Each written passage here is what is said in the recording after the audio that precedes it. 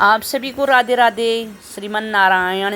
दोस्तों स्वागत है आप सभी लोगों का अपने नए ब्लॉग में। ब्लॉग की शुरुआत हो रही है दिन के 2 बजे। तो दोस्तों आज 7वां दिन है यहाँ भागवत का आयोजन।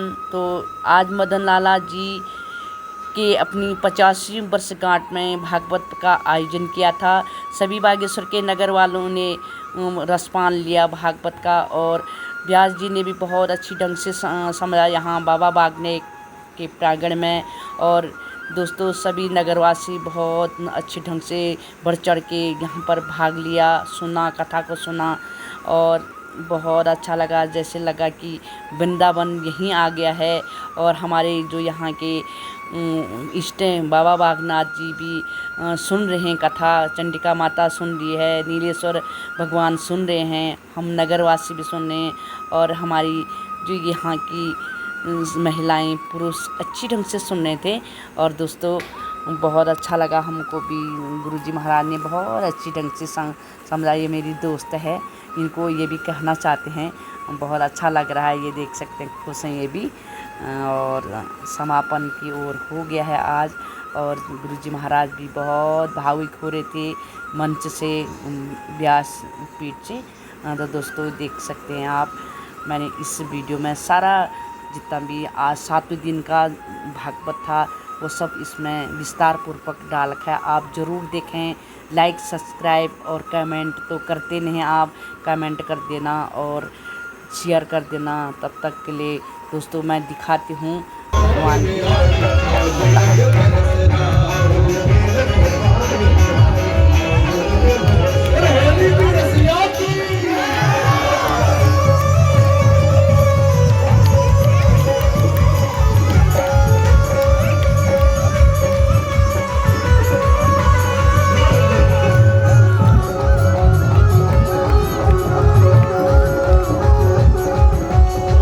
बागेश्वर के चरणों में हुआ।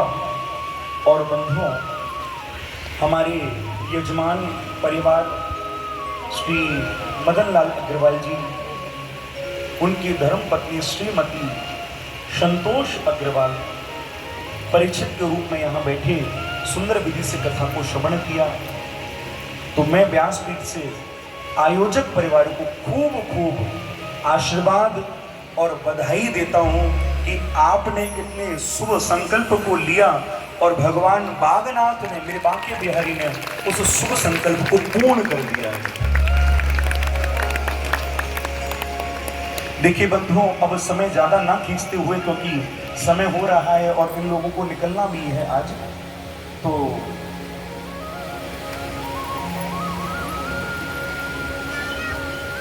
जितने भी श्रोतागण हैं सबको व्यासपीठ से बहुत बहुत आशीर्वाद। आप खूब प्रसन्न रहो, आनंद करो और खूब भागवत की कथाओं को श्रवण करो, यही आशीर्वाद आपको। लेकिन एक बात हम आपसे कहें, आप सबने हमारी कथा सुनी है। जिन व्यास जी से कथा सुनते हैं उन्हें दक्षिणा भी देते हैं। बिना दक्षिणा की कथा नहीं होती। तो 7 दिन तो हमने नहीं मांगी, लेकिन आज तो हमें मांगनी पड़ेगी। तो कौन कौन हमें दक्षिणा देगा बताओ? सब दक्षिणा देंगे। देखिए, हमारी दक्षिणा बस इतनी सी है, क्योंकि हमने आपको आलू टमाटर नहीं बेचे जो हम पैसे लेंगे।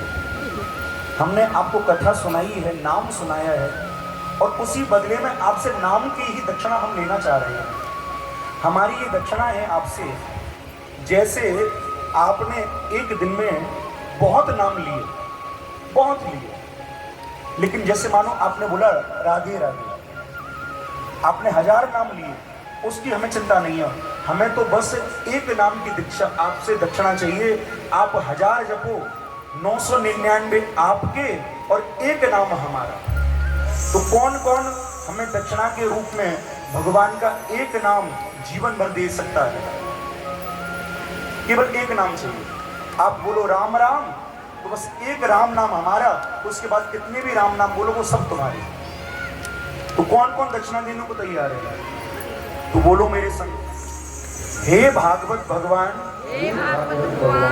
हमने भागवत की कथा को श्रवण किया, हमने भागवत की कथा श्रवण किया, व्यास जी ने हमें भागवत कथा सुनाई, व्यास जी ने हमको भागवत सुनाई। हम व्यास जी को दक्षिणा के स्वरूप में सरजू के तट पर बैठे हैं, दक्षिणा के स्वरूप में प्रभु का एक नाम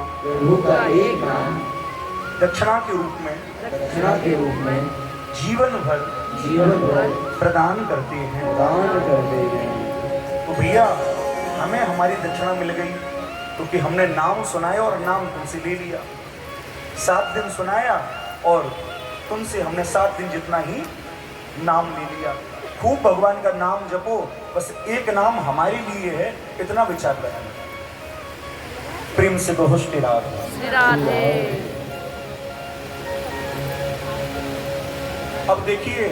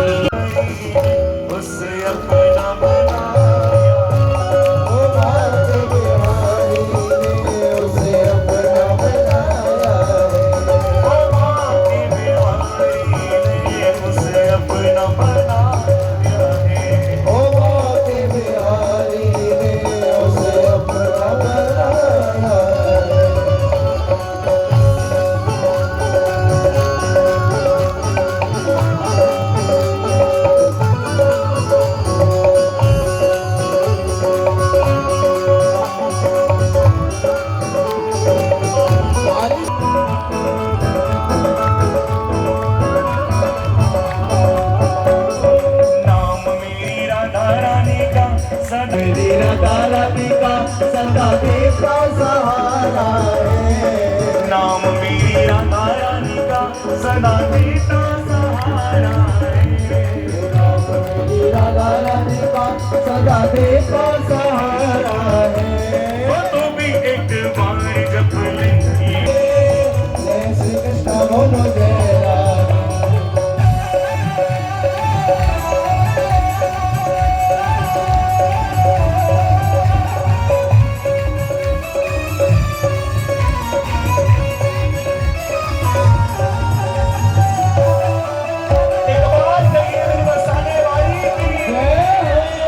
राधा रानी की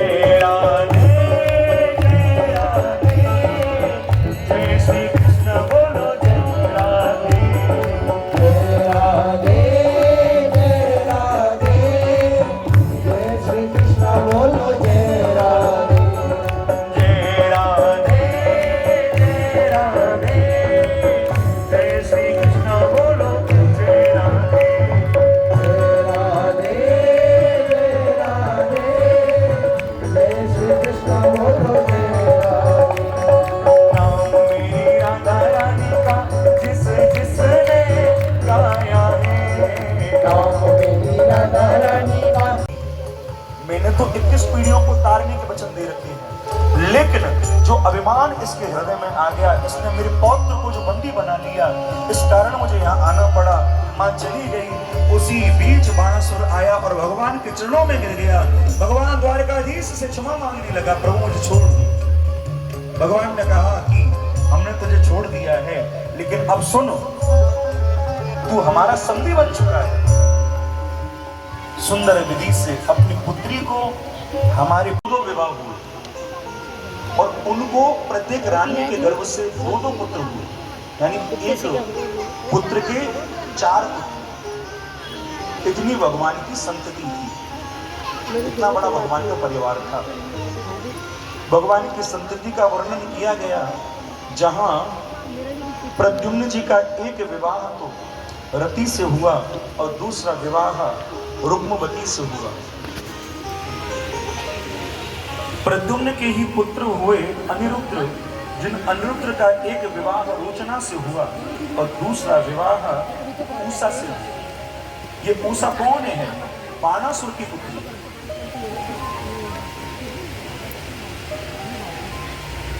जिन बाणासुर का मंत्री है कुंभांड और जिसकी पुत्री है चित्रलेखा। चित्रलेखा ने ही चित्र बनाया था अनिरुद्ध जी का, और अनिरुद्ध जी का चित्र बनाने के बाद यही चित्रलेखा उन्हें द्वारिका से उठाकर लाई और उषा के कक्ष में छोड़ा। उषा प्रेम करती थी, अपने प्रेम का इजहार किया। वही अनिरुद्ध ने उषा को स्वीकार कर लिया, लेकिन समाज को यह बात नहीं पता। विवाह के बाद स्त्री गर्भवती होती है, उषा भी गर्भवती हुई, और जब उषा को गर्भ धारण करते हुए तो गर्भ भूल जाता है।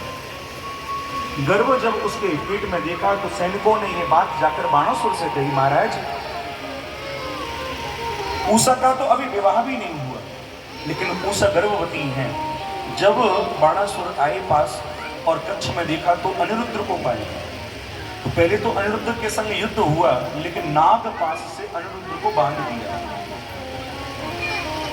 अब भगवान को तो पता ही नहीं हमारे ये बच्चे कहाँ हैं, क्योंकि तो 1-2 हो तो पता हुए, लेकिन जब इतने बालक हो तो भगवान को भी कहा पता हमारे कहाँ है। नारद जी के द्वारा ये खबर प्राप्त हुई और तब भगवान बाणासुर से युद्ध करने के लिए चले। जब भगवान बाणासुर से युद्ध करने के लिए चले तो बाणासुर को भगवान शिव की कृपा से एक ध्वजा प्राप्त हुई थी कि बाणासुर याद रखना, जिस दिन तेरे महल की ये ध्वजा झुक जाए उसी दिन समझ लेना कि तेरा अब विश्राम है। बाणासुर ने देखा भगवान द्वारिकाधीश मुझसे लड़ने आ रहे हैं और महल में लगी ध्वजा को देखा, वो ध्वजा झुक गई। जान गया कि अब युद्ध में मैं हारूंगा। उसी समय आवाहन किया भगवान शिव का, हे भूत भावन, मैंने जीवन भर तुम्हारी सेवा की। जिस समय रावण तुम्हारे लिए नाचता था, जिस समय रावण तुम्हारे लिए तांडव गाता था, तो मैं भी तुम्हारे लिए मृदंग बजाता था। इसलिए आपने 1000 भुजाएं मुझे प्रदान करी। आज तुम्हारे भक्त पर संकट आने पड़ा है। हे भूत भावन, मेरे ऊपर कृपा करो और इस संकट से मुझे उभारो। आओ तुम और मेरे लिए लड़ो तुम। देखो भगवान शिव को एक भक्त ने कहा, एक भक्त ने जब कहा तो एक भक्त के लिए भगवान शिव लड़ने के लिए पहुंच गए। भगवान लड़ने पहुंचे और किससे लड़ने पहुंचे? भगवान द्वारिकाधीश से। जिनको शिव पूजते हैं, शिव जिनको पूजते हैं उनसे लड़ने के लिए तैयार हो गए। कब? जब भक्त के ऊपर आग आई। जब अपने भक्त के ऊपर आंच आती है तो भगवान शिव महाराज बीच में खड़े हो जाते हैं। ऐसे दयालु है शिव।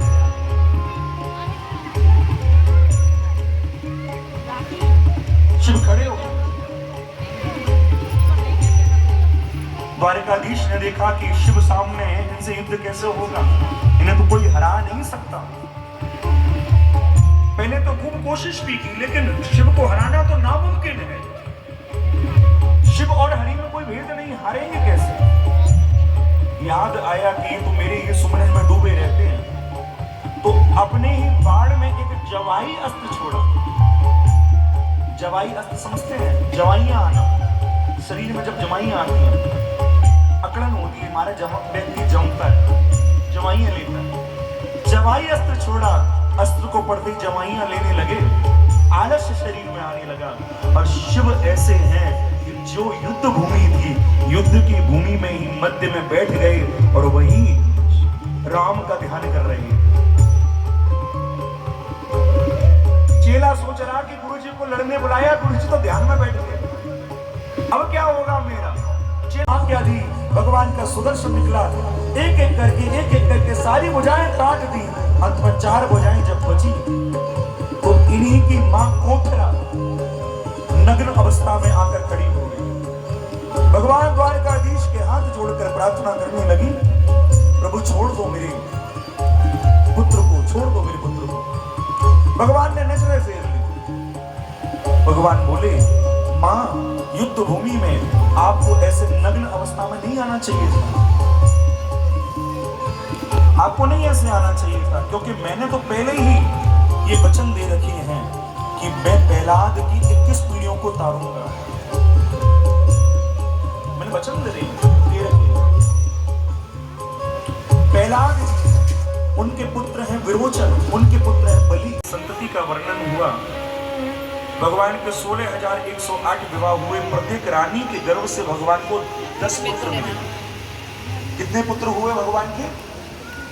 एक रानी से 10, 16,108 गुण।